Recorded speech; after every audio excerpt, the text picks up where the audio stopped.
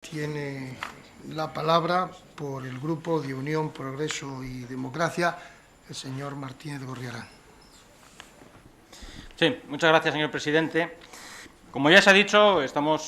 compartimos, esta es una de las leyes pues quizás más importantes de la legislatura, ¿no? Sobre todo por dos razones. Una, pues porque es una ley que tiene un carácter preventivo de importantes fenómenos políticos muy negativos que nos están afectando ahora. Me refiero evidentemente a la corrupción, a la opacidad, al despilfarro, al mal gobierno, a la mala gestión en general, y también porque tiene una parte muy positiva, las leyes de transparencia, que es la de facilitar pues una democracia más participativa, más abierta, más inclusiva, etcétera. La pregunta es si este texto, esta ley tal como ha quedado tras su pase por la ponencia, pues consigue esas dos cosas. Es decir, si va a ser una ley que efectivamente sea capaz de prevenir de una manera activa los fenómenos de corrupción, de opacidad, de despilfarro, de mal gobierno, etcétera, y si va a ser una ley capaz de estimular la participación, la confianza en las instituciones, el gobierno más abierto, etcétera. Todo esto que es una reclamación ciudadana cada vez más firme. Bueno, nosotros creemos que no, es decir, creemos que esta ley en ese sentido pues va a ser una ley fallida, es más, incluso diría que es una ley que finalmente se ha hecho a la defensiva, es decir, es una ley de mínimos que viene a cubrir pues una gran laguna jurídica que existía en la democracia española. Conviene recordar que es el único país importante de la Unión Europea que carece de una ley de transparencia, que se ha presentado, por lo tanto, corriendo y en un mal momento. Precisamente ese mal momento ha sido la eclosión de todos aquellos fenómenos que han sido consecuencia, entre otras cosas, de la carencia de transparencia que ha sido típica del régimen político nacido de la transición, nacido de pactos que luego se han ido haciendo cada vez más opacos. Es más, uno de los aspectos más extraños,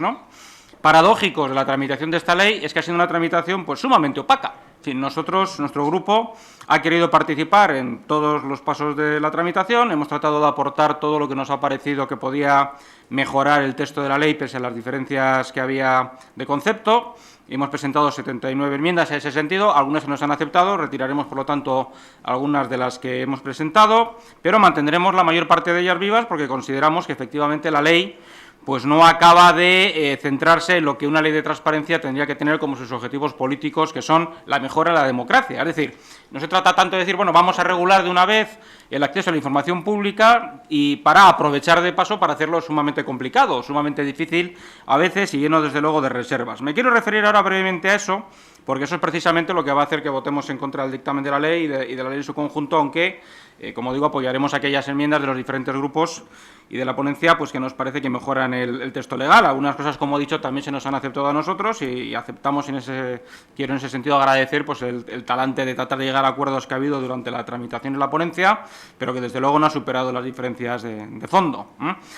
Para empezar, ¿qué tenemos? Pues tenemos una ley de transparencia que está limitada a los actos administrativos y a aquellas cosas que tienen que ver con el derecho administrativo, lo cual no deja de ser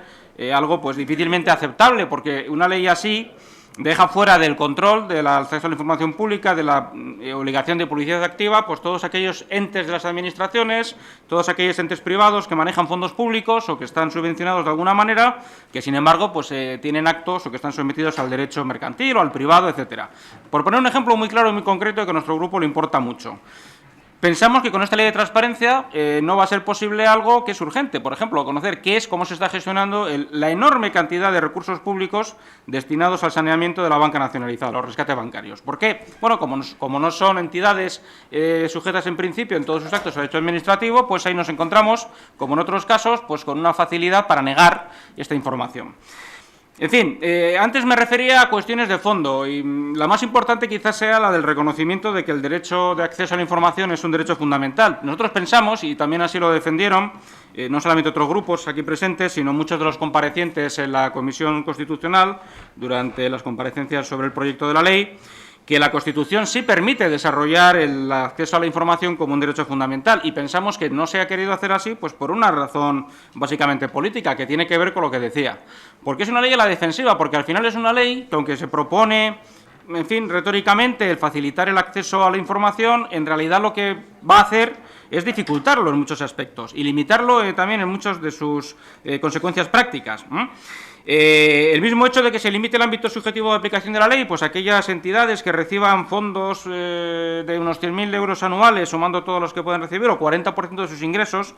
eso mejora, desde luego, ya lo hablamos durante la ponencia, pues la intención inicial que fuera del 50% de los ingresos procedentes de fondos públicos, pero nos sigue pareciendo insuficiente, porque sin llegar a casuísticas absurdas, lo que está claro es que la idea que debe presidir una ley de transparencia es que cualquier tipo de institución, de asociación, de entidad privada, etcétera, que reciba fondos públicos o los administre, pues tenga obligaciones relativas a la publicidad activa de lo que es lo que hace con ese dinero. Es decir, como se ha dicho también aquí, suscribo, si hay dinero público, tiene que haber acceso público a lo que se hace con ese dinero. No solo el dinero, sino además a todas las consecuencias de su utilización. En este sentido, la ley pues es tremendamente restrictiva. Pensamos también, lo propusimos y no se nos aceptó, pero lo quiero comentar, que el desarrollo reglamentario de la ley pues sí que podría precisamente solucionar los problemas que puede crear de gestión pequeñas subvenciones públicas pues a determinadas asociaciones o personas, pero que la ley ya marque un umbral, digamos, por debajo del cual no hay obligaciones de publicidad activa tan elevado, pues nos parece francamente de difícil justificación y desde luego nosotros no lo aceptamos. Pero como decía, quizás lo más restrictivo sea esa idea de que solamente las actividades sujetas a derecho administrativo son las que son objeto eficaz de la aplicación de la ley. No estamos de acuerdo y además pensamos que efectivamente hierra lo que tiene que ser el objeto y político de una ley de estas características. Es una ley excesivamente administrativa, también se ha dicho por aquí y creo que muy bien argumentado, cómo al final ha tenido un peso absolutamente desmesurado y desproporcionado la coyuntura económica. Es decir, la lucha contra el déficit público, que es la que preside la tercera parte de la ley, la que tiene que ver con el buen gobierno. Hemos expuesto también varias veces que pensamos que es un error, coincidimos con los grupos que piensan lo mismo, meter en la misma ley dos cosas tan diferentes, pero además, sobre todo, porque el concepto de buen gobierno que desarrolla esta ley es de un carácter doble y creo que en ambos casos equivocado. Uno, moralizante, es decir, hay incluso un lenguaje ético que creo que se va a corregir en la redacción final, pero que no deja de estar por ahí aleteando,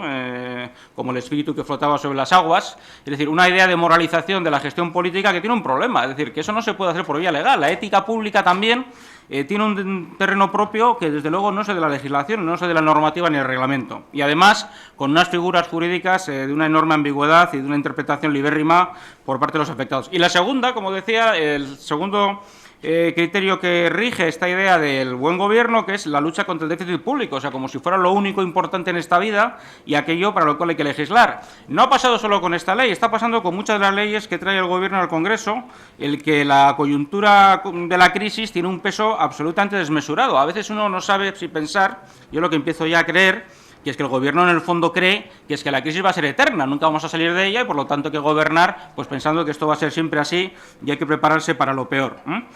En fin, como decíamos, ¿cuál es el problema finalmente de esta ley? Pues eso, pues su gran ambigüedad e inseguridad jurídica en el ejercicio real del derecho de acceso a la información. Hay cosas como, por ejemplo, poner un énfasis excesivo en la protección de datos personales, una reserva que aparece constantemente, cuando resulta que la protección de datos personales tiene una protección legal propia, la Ley Orgánica de Protección de Datos, y es además de un nivel jurídico superior a esta ley. En fin, el silencio administrativo negativo, al que también nos hemos referido en muchas intervenciones y ocasiones, no tiene un pase que el silencio administrativo negativo se conserve dentro de una ley de transparencia y se le dé un estatus, digamos, de procedimiento administrativo que además obliga al ciudadano, si cuando presenta un recurso potestativo ante el Consejo de Transparencia y Buen Gobierno y se es desestimado, lo obliga a ir a la vía contenciosa administrativa. Es una de las razones que me llevan a pensar que es una ley más pensada para defendernos, ¿no?, de las excesivas ansias de transparencia y participación de la ciudadanía que para facilitarla, lo cual es un grave error de concepto y, desde luego, de aplicación. Y respecto a este Consejo, también nos gustaría subrayar que repite uno de los vicios peores del desarrollo institucional de nuestro país, que es el crear consejos que en realidad son delegaciones del Gobierno. Es decir, el dar también consagración jurídica a un fenómeno que, al revés, habría que erradicar, que es la captura del regulador. Si tiene que haber una agencia o un consejo, como le queramos llamar, que vele por el cumplimiento de la Ley de Transparencia y Buen Gobierno, tendrá que ser independiente. El que sea finalmente un órgano controlado por el propio Gobierno no hace otra cosa que sea el Gobierno el que decide de qué manera se aplica la Ley de Transparencia y, por lo tanto, el árbitro de una política que precisamente se hace, entre otras cosas, para controlar al Gobierno y a todas las demás administraciones públicas. Fíjense si es curioso que en este sentido la propia ley, que prevé una detalladísima relación de sanciones por el incumplimiento de las obligaciones de buen gobierno, no incluye ninguna por incumplimiento de las obligaciones de transparencia. Solamente pues para infracciones de, como digo, del otro tipo. En fin, es algo que nos parece insólito. Lo mismo que el que no se haya ni siquiera querido discutir el que exista una agencia independiente del Gobierno que sea la encargada de aplicar, como digo, el cumplimiento de esta ley. En fin,